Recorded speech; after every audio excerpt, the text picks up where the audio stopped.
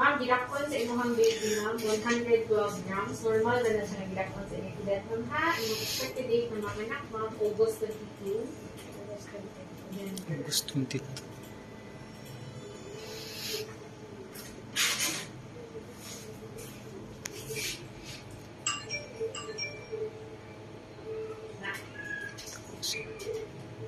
Ay, baby boy. Lalaki ng baby, ha? Heartbeat sa baby, ma'am. Ano siya?